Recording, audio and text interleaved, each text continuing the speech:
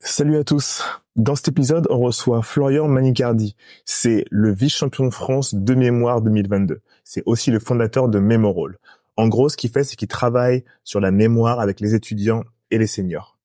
Dans cet épisode, il nous explique comment se lancer dans le business de la mémoire, quels ont été ses challenges pour se lancer, quelles sont les techniques de mémorisation pour les étudiants et pour les seniors. Et enfin, il nous parle de son livre, Une mémoire de champion, qui sort le 18 septembre. Cet épisode est sponsorisé par l'ADI, l'association qui finance vos projets et qui vous accompagne sur le long terme. Il propose des ateliers, des webconférences gratuites et un financement jusqu'à 12 000 euros. Pour plus d'informations, rendez-vous sur adi.org. C'est ADIE.org. O-R-G. C'est parti. Bonjour à tous. Bienvenue dans ce nouvel épisode de Lucky Day. Aujourd'hui, je suis avec Florian Manicardi, le fondateur de Memorole, une société qui travaille sur la mémoire pour les seniors et pour les étudiants. Exact. Ok. Je suis très content de t'avoir. On a déjà pas mal parlé précédemment. Et tu as 28 ans? 27. 27. J'aurai 28 à la fin de l'année. Ok. Tu as 27 ans. Tu t'es lancé un peu avant le Covid? Alors, oui, on va dire ça. On va dire que j'ai un peu expérimenté la solution. J'ai créé la boîte pendant le Covid, mais en réalité, j'ai plutôt commencé en janvier 2021, c'est-à-dire, bon voilà, une fois qu'on était sorti de confinement. On peut dire ça comme ça. Mais on était encore en période Covid. Ok. Est-ce que tu peux me dire d'où tu viens? D'où tu viens, ce que tu as fait, et ce qui t'a amené à lancer Memorole et la mémoire pour les seniors? Alors, je viens donc de Saint-Maur, donc dans le 94. J'ai fait donc des études de droit et d'économie, et c'est ça qui m'a poussé à me lancer dans le développement de la mémoire. Donc, en fait, j'en avais marre en fait d'apprendre mes examens et de les oublier genre une semaine après. Je trouve que ça me rendait fou. Je me suis dit, je perds vraiment mon temps. Donc, j'ai essayé de trouver des techniques pour mieux mémoriser.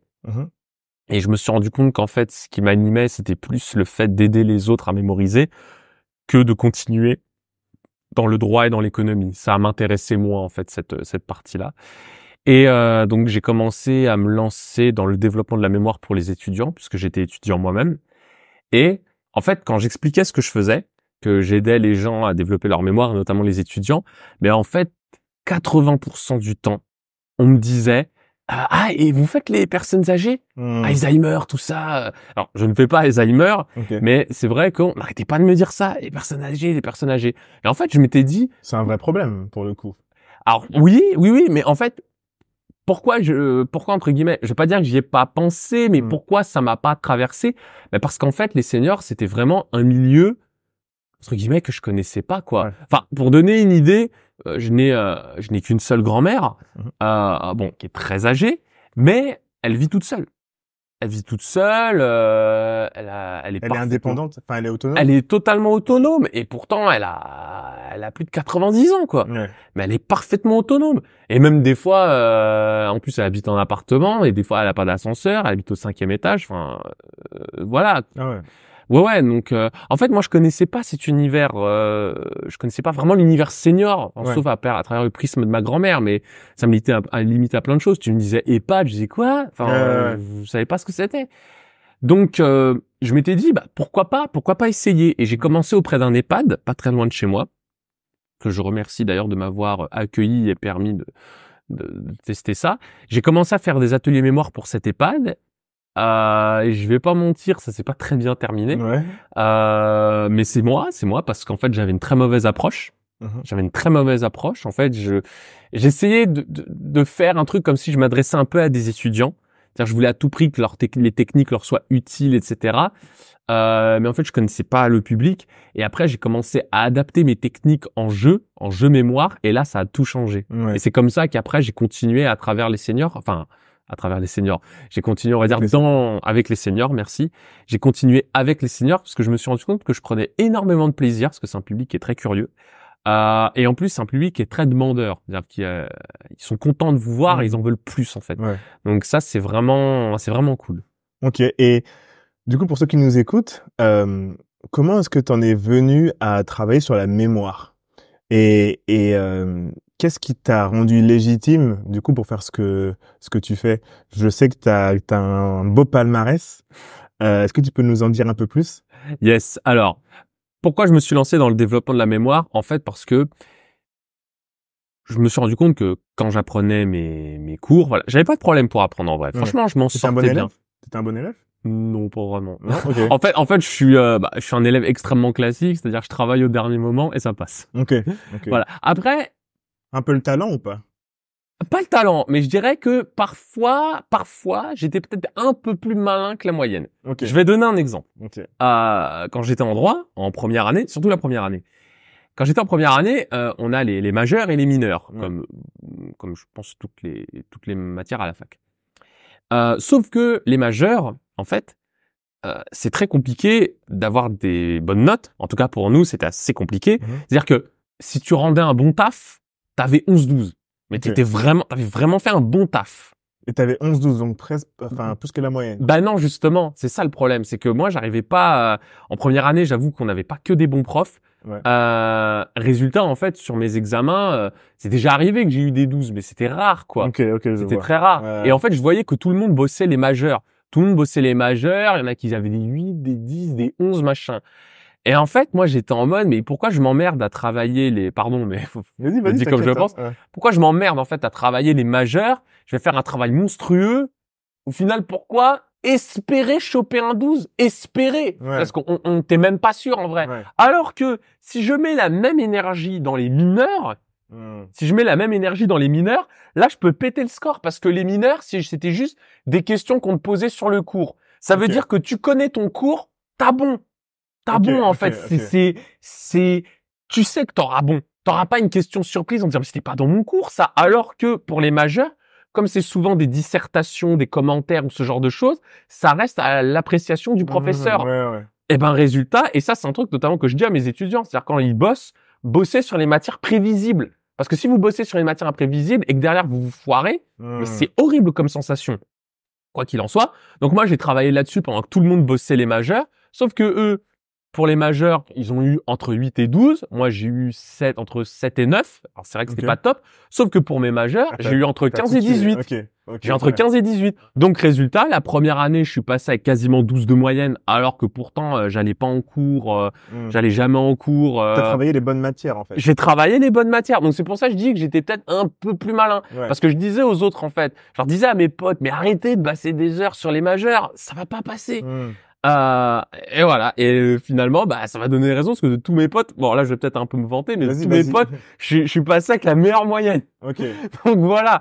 Et puis même des fois, faut comprendre un peu la psychologie des profs. Par exemple, je savais qu'il y en avait par exemple qui aimaient bien, on va dire, une écriture un peu à l'ancienne, avec de belles phrases, de jolis mots, etc.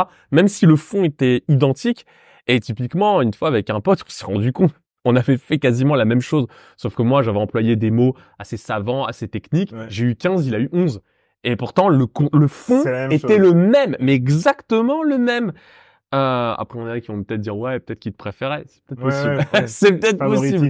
Mais Peut-être. Quoi qu'il en soit, voilà. Donc, disons que j'étais peut-être un peu plus malin parfois. Ok.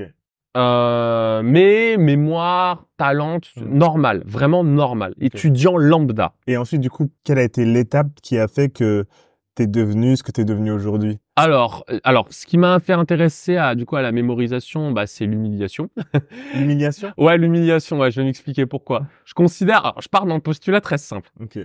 Je dis pas qu'il faut avoir, il y a la posture du sachant et de voilà, bref. Mais je considère quand même que quand t'es en 3e année de droit, il y a des trucs que t'es censé savoir. Ouais. Et quand il y a un L1 qui t'apprend des trucs que t'es censé savoir, mais vraiment de base, que t'es censé savoir en 3e année, je dis, c'est pas normal. À la station, ce sont des trucs que nous avons abordés. Et en fait, pourquoi? C'est pour ça que je dis l'humiliation. Parce que je dis, on est censé le savoir, ce genre de choses. Et c'est là où je me suis dit, oui, mais le problème, c'est que toutes mes années, peut-être que je les ai validées sans problème. Sauf que le souci, c'est que les connaissances que j'avais en L1 et en L2, elles ont quasiment toutes disparu parce qu'on travaille au dernier moment. On travaille juste pour avoir nos examens. Je parle pour moi, mais je pense quand même que pour beaucoup. Ouais, je pense que pour beaucoup, c'est ça quand même. C'est un peu les éponges. Et ensuite, exactement. Exactement. Donc, je me suis dit, est-ce que j'apprends juste pour avoir un diplôme ou j'apprends pour avoir les connaissances derrière? Alors évidemment, ils vont me dire, les deux. Oui, évidemment, les deux. Mais je me suis dit, il faut que ce que j'apprenne, je le retienne sur le long terme. Sinon, ça sert à rien. Et c'est à ce moment-là que je me suis intéressé à la mémorisation. J'ai commencé à la travailler. J'ai commencé avec la table de rappel, qui était une technique parfaite pour le droit. Et en fait, j'ai voulu aller un petit peu plus loin, donc je me suis intéressé à d'autres techniques, j'ai commencé à lire des bouquins, à voir des vidéos YouTube, etc. Et puis après, quand je me suis rendu compte qu'en fait j'aimais aider les gens à mémoriser, parce qu'on commençait à me demander des petits conseils. Comment tu fais pour mémoriser, parce que j'étais en droit fiscal. Donc comment tu fais pour mémoriser tel article, tel arrêt, tel machin. J'ai dit, j'ai des techniques. Et quand je l'expliquais, ça me plaisait beaucoup plus que d'apprendre du droit en fait. Et donc je me suis dit, pourquoi pas tenter quelque chose là-dedans? Et puis aussi pour ne rien arranger, j'avais une petite embrouille avec mon directeur de master en cinquième année, donc ça a pas aidé. Donc je me suis dit, allez, peut-être essayer de faire quelque chose dans le développement de la mémoire, parce que je savais qu'il existait des personnes, très très peu, mais il y avait certaines personnes qui aidaient justement les gens à développer leur mémoire. Il y en avait en France, il y en avait très peu, hein, mais ça existait. Donc je me suis dit, pourquoi pas? Mais vraiment, j'avais aucune idée en tête. Hein. Je me disais pas, entre guillemets, ouais, je vais faire 20 000 cas par mois, je vais faire un business automatisé. Et je savais rien. Tu voulais pas lancer un business, tu voulais lancer une passion, une c'est activité. une passion, ok. Une passion, une activité. C'est entre l'activité et la passion. On était vraiment dans les deux. Mais je me suis dit, si je veux vraiment faire mon beurre avec ça, il faut que j'ai quelque chose. Parce que un bagage. Exactement. Il faut, voilà, c'est les fameuses lois, de la séduction, de la manipulation. Il faut avoir une autorité en fait. Ouais, c'est ça. Le problème, c'est que une autorité dans le milieu de la mémorisation, il y a pas 36 solutions, parce que t'as pas de diplôme, à part de devenir neurologue, ou quelque chose d'associé ou spécialiste en psychologie cognitive. T'as pas vraiment grand chose. Et je vais pas refaire 5 ans d'études. Donc je me suis dit que la meilleure solution pour y parvenir, c'était de faire un championnat de mémoire. Si t'as un champion de mémoire qui t'explique quelque chose, ce qui fait pas forcément de lui un bon pédagogue, hein. J'ai pas dit ça. Mais ça donne quand même une autorité. Donc j'ai voulu faire ça. Et en 2019, j'ai fait mon premier championnat de mémoire, où je suis arrivé donc meilleur espoir de mémorisation de France. Pour éclaircir, ça veut dire que pour tous ceux pour qui c'était la première compétition, le meilleur des premiers, enfin des nouveaux, remportait cette récompense. Et c'était mon cas. C'est-à-dire que j'étais le premier meilleur français, même le premier meilleur compétiteur, parce que même en prenant les étrangers, j'étais le meilleur. Mais je n'étais pas le meilleur français à cette époque-là. T'étais le meilleur espoir. Exactement, voilà, dire que t'es la plante qui grandit. Mais en 2020, par contre, où là on a fait le championnat en ligne à cause du Covid, là ça m'a un peu aidé parce que j'étais chez moi, dans mon environnement, etc. Après on était quand même surveillés, on devait mettre des caméras, ce genre de choses.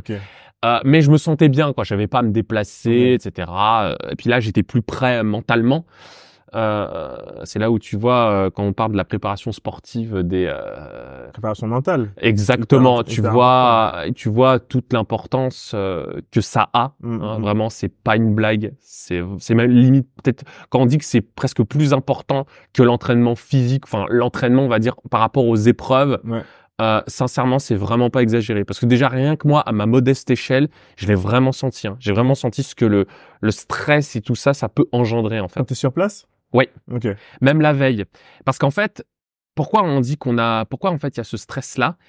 Parce qu'en fait, il faut savoir que derrière, il y a des mois d'entraînement. Il y a des heures passées chaque jour. Mois et des mois pour une heure, c'est ça? Pour une journée et demie, on va dire. Mais ça veut dire que on se dit, j'ai passé énormément de temps. En fait, considérez ça comme un investissement financier.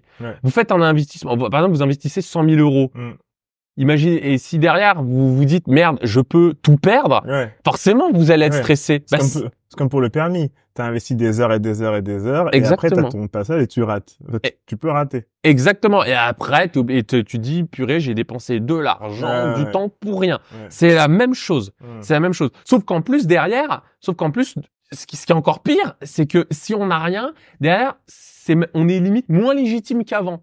On se dit, attends, tu t'es entraîné, t'arrives même pas à gagner un championnat. Enfin bref, voilà, il y a quand même tout ça qu'il faut quand même prendre en considération. Bref, quoi qu'il en soit, en 2020, j'étais plus préparé. J'ai une question. Oui. Quand tu gagnes pas ça et que tu arrives, parce que tu gagnes pas, mais il y a quand même un classement. Est-ce que être dans un classement, c'est quand même quelque chose de... C'est quelque chose, évidemment. C'est quelque chose, mais tu peux toujours dire, oui, je suis 3e français, 4e français, etc. Bien sûr. En vrai, tu peux le mettre en avant. Premier, c'est quand même plus cool. Ouais. Bah, on va, On alors va pas se bon, mentir, hein. je vais prendre un truc maintenant ultra mainstream, mais maintenant tu te dis, franchement, tu prenais il y a un an, tu disais Léon Marchand, qui t'aurait Ouais. parlé de Léon Marchand? Tu connais pas, pour ceux qui connaissent pas, c'est le nageur qui a gagné l'or aux Jeux Olympiques. Non, mais tu vois, tu dis ça, mais je suis sûr que même la quasi-totalité, je suis sûr Personne ne le connaît. actuellement. Non, non, avant. Ah, mais voilà, avant, personne le connaissait. Maintenant, tout le monde sait, ah, Ouais, grave. bah oui, forcément, il est arrivé premier, voilà. Mais c'est ça qui est très cruel, hein. Mais bon, ça, c'est un autre débat. Ouais. Quoi qu'il en soit, tu te dis quand même, quand tu fais tous ces efforts, tu veux repartir avec quelque chose. Et moi, je voulais vraiment avoir cette patte-là pour lancer mon activité. Mm. Donc, en 2020, je fais les épreuves. Et là, j'arrive donc, le titre officiel, c'est vainqueur du tournoi de France de mémorisation. Ok. Voilà. Donc, ça y est, je suis arrivé premier. Je suis arrivé premier. Et en 2022, là, je refais les championnats. Et là, on était, du coup, sur place. Ok. Et là, j'ai un moment sur une épreuve, j'ai eu un petit craquage. Ok. C'est-à-dire. Bah, en fait, enfin, c'était surtout il y avait sur certaines épreuves où j'ai fait des moins bonnes perfs que d'habitude, mais bon, ça c'est normal, hein, tu fais jamais vraiment la même perf qu'à l'entraînement. Mais en fait, il y a une épreuve qui moi me fait très peur, c'est l'épreuve de mémorisation de mots. Alors pour l'expliquer très simplement, imaginez, vous avez des colonnes de 20 mots, Ouais. et donc vous devez retenir tous les mots des colonnes. On se dit, bah ça va, c'est un test de mémoire limite qu'on fait aux personnes âgées, ça. Mm. Oui, c'est vrai. Sauf qu'évidemment, faut en mémoriser le plus possible. Mais en fait, ce qui est très cruel là-dedans, c'est le système de notation. Ok. Parce qu'il faut savoir que, admettons par exemple que vous avez noté 18 mots dans la première colonne. Vous dites, 18 mots sur 20. Il y en a 2 sur lesquels vous vous êtes trompé. Mm. Bah, vous dites, bah oui, ok, t'as 18 sur 20. Bah, c'est pas mal quand même. Ouais. Bah non, parce que si on fait 2 erreurs sur une même colonne, C'est zéro. toute la colonne est fausse. Ah ouais. Et Impitoyable. le truc horrible qui arrive, alors on peut se dire, oui, mais t'as qu'à pas oublier. Mm. Mais en réalité, c'est pas l'oubli qui est vraiment mortel. Ce qui est vraiment mortel, pour moi, il y a 2 ennemis dans cette épreuve. C'est quand vous ne savez plus si c'est un mot, un adjectif ou un adverbe, tellement que vous êtes allé rapidement. Typiquement, et c'est ce qui m'est arrivé, vous avez un mot et je me souvenais plus si c'était tracteur, tracté. Je savais plus lequel des deux c'était. C'est aussi subtil que ça. Ok. Ouais. Parce que si tu mets tracté, c'est pas le même non, mot. c'est faux. Donc, t'as un mot de faux. Enfin, t'as un mot de faux. Donc, la moitié de ta colonne est fausse. Mm. Ou des fois, voilà, tu sais plus si c'est gai, gaiement, gaieté. T'as un doute, en fait, tellement que t'es allé vite. Mais le plus redoutable, c'est l'inversion. Alors, celui-là, C'est-à-dire. franchement, t'as envie de te tirer une balle. C'est-à-dire que t'as mémorisé tous les mots, sauf qu'à un moment, t'as mis porte banane. Mm. Sauf qu'en fait, c'était banane porte. Et du coup, t'as 2 erreurs. Ok. Parce que t'as inversé les mots. Ouais. Oui, parce qu'il faut remplacer les mots dans le bon ordre. Et là, à cause d'une simple inversion, c'est même pas un oubli, quoi. Ouais, c'est vraiment une inversion. Et t'as 0. Et c'est quoi ta technique de mémorisation là pour tous ceux qui nous écoutent et qui ont besoin de mémoriser plein de choses? C'était quoi tes techniques? Alors, pour cette épreuve-là, il faut savoir que quand on est dans un championnat de mémoire, on utilise plusieurs techniques à la fois. Ok. Il y a juste une épreuve où on se sert d'une seule technique. Ok. Une seule. Mais c'est une épreuve qui est très facile. Pour l'épreuve des mots, par exemple, il y a 2 techniques que nous utilisons. 2 techniques assez basiques. Une plus basique que l'autre quand même. La première, c'est la technique des associations. Voilà, ou des moyens mnémotechniques. C'est-à-dire que on a une liste de mots, on se raconte une petite histoire. C'est un truc très connu. C'est comme avec le Méouédon cornicard. Oui. Voilà, c'est le même système. Ok. C'est le même système. Sauf que là, par exemple, on a, je sais pas moi, hibiscus, téléphone et ordinateur. Bah, tu dis, j'étais en train de boire mon petit verre d'hibiscus, tout d'un coup, paf, il se renverse sur l'ordinateur. Ouais. Et là, je me dis, mince, bon, je regarde sur mon téléphone comment réparer Ouais. un ordinateur avec de l'hibiscus dessus. Voilà. Et voilà, ça y est, on a les éléments dans l'ordre, on a notre histoire. Et la deuxième technique que l'on utilise, qui est un peu plus poussée, mais qui est pas si compliquée à maîtriser, c'est le palais mental. Le palais mental, et qui est une technique extrêmement connue dans le milieu de la mémorisation. Et d'ailleurs, même, je suis sûr, si vous avez vu la série Sherlock, vous en avez entendu parler. Sherlock, j'ai vu un épisode avec le mec de Avengers là, avec le mec qui joue dans Iron Man. Ouais, c'est ça, avec Doctor Strange, ouais. Ouais, j'ai pas trop suivi. Bah, en gros, dans cette série, Sherlock, et pas que Sherlock d'ailleurs, un autre personnage utilise le palais mental pour mémoriser des informations. Bon, après, c'est pas exactement comme ça qu'on s'en sert, mais bon, c'est du cinéma. Quoi qu'il en soit, en fait, il s'agit de prendre une pièce que l'on connaît, et en fait, on va déposer nos histoires dans certains éléments de la pièce. Par exemple, tu vois, l'histoire que je vous ai racontée par rapport à l'ordinateur, les discussions, tout ça, bah, je vais imaginer ça au niveau de la porte. Je vais imaginer que je suis au niveau de la porte, là, avec l'ordinateur, je suis en train de boire, là, mince, l'ordinateur, et là, je prends mon téléphone. Mais après, j'aurais peut-être un autre spot, c'est-à-dire un autre tiroir, par exemple, au niveau du canapé. C'est-à-dire que je vais pouvoir ranger une autre histoire. Et c'est comme ça, en fait, qu'on se souvient des mots dans l'ordre, ou qu'on se souvient des chiffres dans l'ordre, ou de n'importe quel type de combinaison. Voilà. Trop bien. C'est comme ça qu'on se sert du palais mental. Et le palais mental, clairement, c'est la technique la plus utilisée dans les championnats de mémoire. C'est la numéro 1. Ok. Maintenant, parlons un peu business. Du coup, tu deviens champion, tu as ce qu'on appelle l'autorité, et tu décides de te lancer. Comment comment t'as tes premiers clients et comment est-ce que ça se passe au niveau de ton business à ce moment-là, au début? Alors au début, bon, déjà il y avait un truc qu'on me demandait, c'est comment vous faites là en période de Covid pour avoir des clients, etc. Bah moi je répondais à un truc très simple, je disais, bah, vous savez, je sais pas ce que c'est être en période normale. Je sais pas parce que j'ai commencé pendant le Covid, donc je sais pas ce que c'est. Mais j'ai commencé principalement via LinkedIn. Via LinkedIn, et puis après, bah, tout simplement, trouver les structures seniors ou écoles à côté de chez moi et envoyer des mails. Bonjour, je m'appelle machin, je propose champion de France de mémorisation. Ça pèse un petit peu, on va pas mentir. Voilà, et j'aide les étudiants à développer leur mémoire. Est-ce que vous serez intéressé pour proposer ça dans votre école, ou alors est-ce que vous serez intéressé pour proposer des ateliers mémoire pour vos seniors dans les résidences, etc. C'était principalement LinkedIn et des campagnes mail. C'est comme ça que ça a commencé. Puis après, j'ai essayé de trouver des trucs un peu plus automatisés. Wallaxy, notamment. Nous en discutions. Wallaxy, si vous voulez sponsoriser ce podcast, voilà, on est là. En tout cas, voilà, c'est bon. Je vais être honnête, voilà, je dis pas que c'est le truc du feu de Dieu en disant waouh, c'est incroyable, j'ai généré 1200% de croissance en plus, mais c'est automatisé, c'est rapide, donc j'ai envie de dire, faut en profiter. Voilà. Je pense que plus on multiplie les canaux, mieux c'est. Donc j'ai commencé comme ça. Alors c'est vrai que quelque chose sur lequel je mets un accent, c'est vrai, on peut pas dire que j'ai beaucoup de clients, hein, c'est pas la question. J'ai plein de clients, etc. Ça tourne bien. Après, on peut pas dire que voilà, waouh, mon carnet déborde, etc. Que c'est un truc de fou. Mais et je pense que c'est ça notamment qui m'aide surtout en cette période qui je ne sais pas voilà, ce que tu en penses, mais une période assez trouble pour certaines boîtes, parce que je connais certaines boîtes qui, notamment, sont dans mon secteur, qui ont fermé. Et parfois des grosses. Ce qui m'a bien aidé, notamment, c'était le fait d'avoir des clients et surtout de les garder. Voilà, c'est-à-dire que fidéliser. Exactement, c'est-à-dire que à part l'EHPAD dont je parlais tout au début, avec lequel on a arrêté de travailler, mais c'est normal, c'était mon premier échec. Il y avait l'ego, mais en vrai, c'était vraiment pas le dominant. C'était un truc en plus. Moi, ce qui m'avait fait vraiment mal, c'est que déjà, c'était mon plus gros client à l'époque, parce qu'il me prenait 2 ateliers par semaine. Aucune structure me prend ça actuellement. Aucune. Ils m'en prennent 1 par semaine maximum. 2 par semaine, j'en ai aucune. Donc, ils me prenaient 2 ateliers par semaine, toutes les semaines. Donc ce qui me générait quand même un beau petit chiffre d'affaires, en tout cas quand j'ai commencé. Et c'est vrai que quand tu passes de ça à plus rien, t'es en mode oh la vache. Et surtout, effectivement, je dirais pas que c'est l'ego, mais on se dit mince, mais si j'arrive même pas à garder mon premier client, comment je vais faire pour les autres? C'est très dur quand on se dit mais je vais échouer, en fait, ça va être une catastrophe.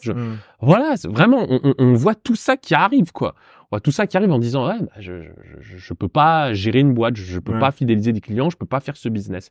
Et ben la deuxième structure que j'ai obtenue, je travaille encore avec. Et j'ai envie de dire, même maintenant, mon problème, je plaisante pas. Hier, par exemple, je suis retourné dans cette structure. Pourtant, on est au mois d'août, les gens sont partis. J'avais trop de monde. Les seniors, ils partent en vacances? Bien sûr. Ok. Bien sûr. Alors pas tous, mais il y en a qui partent en vacances, bien sûr. Et après là, c'était une résidence, donc c'est-à-dire ouais. que là, c'est des personnes autonomes. Mais j'avais trop de monde. Quand j'ai vu tout le monde arriver, je me suis dit c'est pas possible, je peux plus prendre de gens. Donc voilà, donc pour dire que des ateliers qui ont commencé il y a presque 3 ans, même il y a plus de 3 ans, je continue toujours avec eux. Et c'est ça en fait le truc, c'est que j'ai des clients mais que j'ai fidélisés. Et ça, je pense que c'est un truc qui est important, quoi. C'est d'essayer de fidéliser, etc. Bon après, pour le coup, moi, mon activité s'y prête. Mon activité s'y prête. Mais il y a parfois des trucs où voilà, avec les étudiants, où ils me renouvellent, etc., etc. Et c'est ça, je pense, qui a permis aussi de bien maintenir à flot mon activité. Parce que tu te dis mine de rien que même si tu as un client qui arrête de travailler avec toi, t'en as d'autres derrière qui peuvent suivre. Donc je vais pas dire que j'ai une machine à automatiser les clients, mais voilà, quand j'ai commencé, principalement LinkedIn, campagne mail, et dès que tu peux relancer, tu relances. En fait, tu signes tes clients. Après, c'est des clients, c'est des contrats. C'est des contrats. Pas vraiment. Les contrats, c'est vraiment pour les plus gros. C'est vraiment pour les plus grosses affaires entre guillemets. Sinon, la quasi-totalité des ateliers seniors que j'ai, parfois on peut faire des conventions, mais ça c'est surtout avec les structures publiques. Mais avec les entreprises privées, bah typiquement, facture, oui c'est ça, c'est sur facture. Bah il y en a, voilà. Hein, bah la structure dont je parle là. On fait que des factures. On n'a jamais fait un seul contrat, sauf quand j'ai dû passer par le siège social, parce que là, du coup, ils m'ont proposé beaucoup plus d'ateliers, mais là, sur l'ensemble de leur résidence. Ok. Et du coup, ça m'amène à la prochaine question. L'ADI. Oui. À quel moment ils arrivent dans ton parcours? Eh bien, en fait, c'est très simple. Mon activité avait bien évolué entre 2021, pardon, et 2022. Voilà, en 2021, évidemment, j'avais un chiffre d'affaires assez minable, mais c'est normal. C'est le Covid, c'est pour ça. Mais je démarrais aussi. Je démarrais, etc. Mais entre 2021 et 2022, mon chiffre d'affaires, il a été multiplié par presque 3. Donc voilà, donc là, on commençait déjà à avoir quelque chose de sympathique. Et pareil, c'était l'année dernière, voilà, j'ai multiplié mon chiffre d'affaires presque par 2, quoi. Donc ça a bien augmenté. Sauf que, en fait, le problème, c'est que je restais un peu une sorte de freelance en fait. C'est-à-dire que j'étais pas un chef d'entreprise. Maintenant, je commence à avoir des animateurs, etc. Mais je restais un chef d'entreprise. Je restais un freelance, pardon. Je restais un freelance. Or, moi, c'est pas ce que je voulais. Je veux pas être un freelance. Moi, je veux être un chef d'entreprise avec des salariés, etc., des indépendants, un système qui fonctionne bien. Donc, j'avais besoin de fonds pour engager une équipe commerciale, pour continuer à prospecter sans que j'ai besoin de m'en occuper, puis confier ça à des professionnels. Et donc, c'est qu'à ce moment-là que j'ai contacté l'ADI. Je cherchais des structures pour me financer et je suis tombé sur l'ADI. Et l'ADI, donc, j'ai discuté de mon projet avec ma conseillère, qui était vraiment superbe, et qui l'est toujours d'ailleurs. Je lui ai parlé de mon projet, et vraiment, elle était amoureuse du truc, quoi. Vraiment, ça faisait vraiment plaisir. T'as découvert comment, l'ADI? Du coup, t'as regardé sur Internet? Oui, c'est ça. J'ai regardé sur Internet, obtenir des prêts, etc. Et je suis tombé sur l'ADI. Ils sont plutôt bien référencés.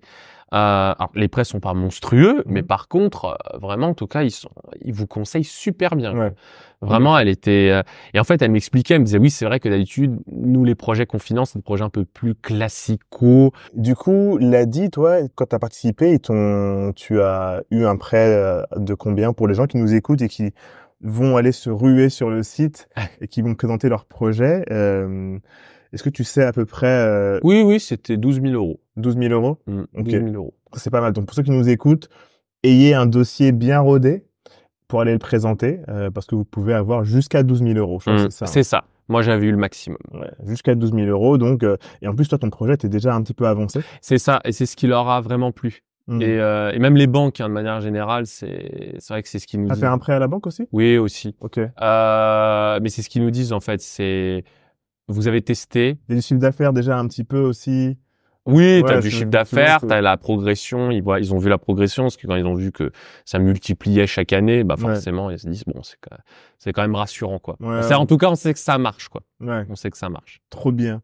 Et alors, on a pas mal discuté, pour ceux qui nous écoutent, une grande nouvelle au moment où ce podcast sortira, ce sera déjà dans les bacs, je crois. Est-ce que tu peux nous parler de ton projet de livre? Alors, absolument, merci de l'aborder. Alors, c'est même plus qu'un projet parce qu'il va sortir. Ouais. Voilà. Il sort quand? En septembre. Alors, il sort, alors, il y aura les précommandes en août. Ouais. Mais il va sortir normalement début septembre. Ok. Voilà, début septembre, mais il va sortir. Donc, le livre, c'est Une mémoire de champion. Ok. Et là, le but de ce livre, en fait, c'est très simple. Donc, c'était de partager les techniques de mémorisation, donc, notamment qu'on utilise dans les championnats. Ouais. Mais également de montrer comment ça se passe, un championnat de mémoire, quelles sont Mhm. les épreuves que nous avons dessus, et aussi de parler de la mémoire de manière générale, de donner les logiciels notamment que j'utilise pour la prise de notes. Ouais. Voilà, des Ah, logiciels qui, par exemple, un logiciel que j'utilise. Alors peut-être que certaines personnes connaissent ce logiciel. Il y a un système de notes qui est, je vais pas dire privilégié, mais qui peut être utilisé. Ça s'appelle le système Zettelkasten. C'est quoi? C'est un système de prise de notes assez particulier. Enfin, vous voyez, genre un peu dans les films policiers. Vous savez, quand il y a la tête du suspect. Oui, avec la ramification. Ouais, c'est ça. Oui. Exactement. Il y a le fil rouge. Ouais, exactement. Zettelkasten, c'est basé exactement là-dessus. Et le truc, c'est que, il y a un logiciel qui est utilisé, c'est Obsidian. C'est un logiciel qui respecte justement Zettelkasten. Sauf que c'est un logiciel que, personnellement, je trouve absolument infâme. Okay. Parce qu'il est extrêmement complexe, et même s'il y a d'excellents tutos qui sont faits, voilà, ça reste un logiciel très complexe, et en plus avec son propre vocabulaire. Et ça, je trouve que c'est une grosse bêtise. Ouais. Et alors moi, j'utilise une autre application qui a le même système, mais non seulement qui est synchronisé avec les autres appareils. Ouais. Voilà, donc tu peux le retrouver sur n'importe quel type d'appareil, contrairement à Obsidian, qui est complètement gratuit et qui est beaucoup plus simple. Et justement, j'en parle dans le livre parce que c'est un outil que j'utilise. Mais je voulais faire autre chose aussi, pour moi, qui était très important. C'était pas juste, en fait, de faire un livre qui parle de la mémoire, qui explique les techniques de mémorisation, mais également un livre avec lequel tu peux pratiquer. Tu peux faire des exercices. Ça, c'est cool. En fait, c'est un truc que je reprochais au livre, sur la mémoire. C'est-à-dire que tu avais les deux catégories. C'est la théorie. T'as soit la théorie qui explique, je vais te prendre un exemple très simple, tout sur la mémoire de Tony Buzan. Okay. Alors, il y a quelques exercices dessus, mais c'est déjà un livre qui est très lourd, très long.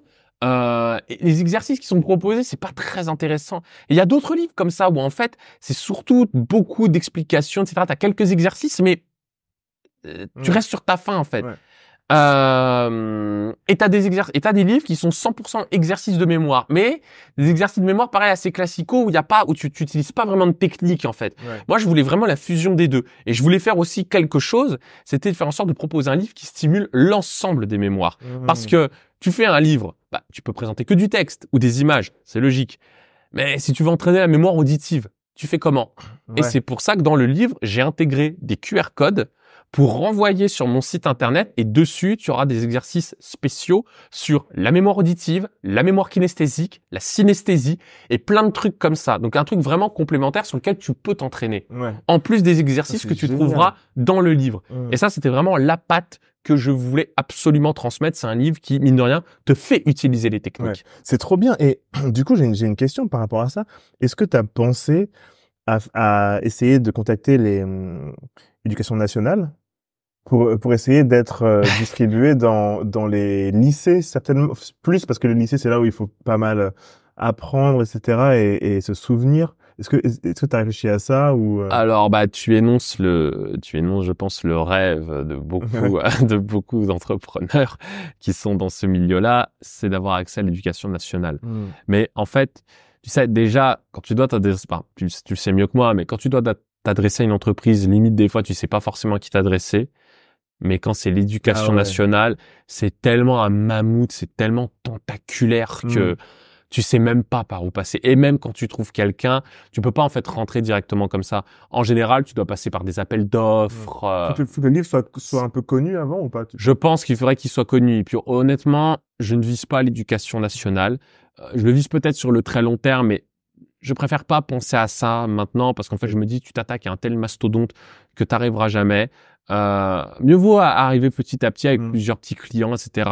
Construire une réputation un peu plus solide, etc. Même si tu génères moins de chiffre d'affaires, mais au moins que tu as un truc vraiment solide. Ouais. Et je pense que c'est ça qui, pour l'instant, m'a fait tenir, en fait. Tu connais des profs? Oui, bien sûr. Bien sûr. Et Je travaille même auprès d'une prépa qui justement forme les professeurs. ok, et est-ce qu'il n'y a pas moyen de commencer déjà avec eux, genre, je sais pas combien de livres tu auras en seeding, tu sais, à Hmm. envoyer à des influenceurs ou à des gens qui sont influents dans leur domaine. Du coup, les professeurs sont les premiers influenceurs des élèves, tu vois. C'est vrai, c'est vrai. Pourquoi pas? Ce serait une bonne idée. Ce serait une bonne idée. Moi, quelque chose que j'aimerais beaucoup, en fait. J'ai une personne en tête à qui tu pourrais en envoyer un dans. Ah, bah, Ouais, ouais, avec plaisir. Mais en fait, quelque chose, moi, qui m'intéresserait encore plus dans le milieu de l'éducation, ouais. encore plus que de transmettre les techniques de mémoire, c'est de gamifier, en fait, l'apprentissage. Ok. Parce qu'il faut savoir que, alors, petite parenthèse, mais je détestais l'école. Ouais, ok, Je ok. détestais l'école. Et en général, quand je dis ça, les gens me disent, ah, c'est marrant, ça me surprend pas. Tout le monde me dit ça, je sais Non, pas c'est pourquoi. marrant, ouais. Mais vraiment, j'aimais pas l'école. Et pourtant, je vais même pas incriminer mes profs, hein, parce que j'avais Ok. vraiment des très bons profs. Une prof de français qui était adorable, qui nous transmettait vraiment, elle nous donnait envie d'apprendre. Mais je Mm. détestais ça. Euh, mais par contre, je suis très joueur. J'adore Ok. jouer. Et je pense quand même que, alors peut-être qu'il y en a des puristes qui vont me dire non, l'école c'est pas fait pour jouer, etc. Peut-être. Mais moi, je On préfère apprend le en jouant chemin. beaucoup, hein. Pardon? On apprend beaucoup en jouant. Bah oui, c'est ça quoi. Je veux dire, c'est bête, hein. Mais par exemple toute la mythologie, enfin par exemple j'ai une assez grande culture, enfin j'ai une certaine culture mythologique, Mhm. dirons-nous. Mais comment j'ai appris cette culture? C'est en jouant à Age of Mythology. Oui, Bon, c'est voilà, un c'est vieux ça. jeu, Ouais, mais ouais. voilà, mais c'est comme ça que j'ai appris tous ces Mm. trucs-là.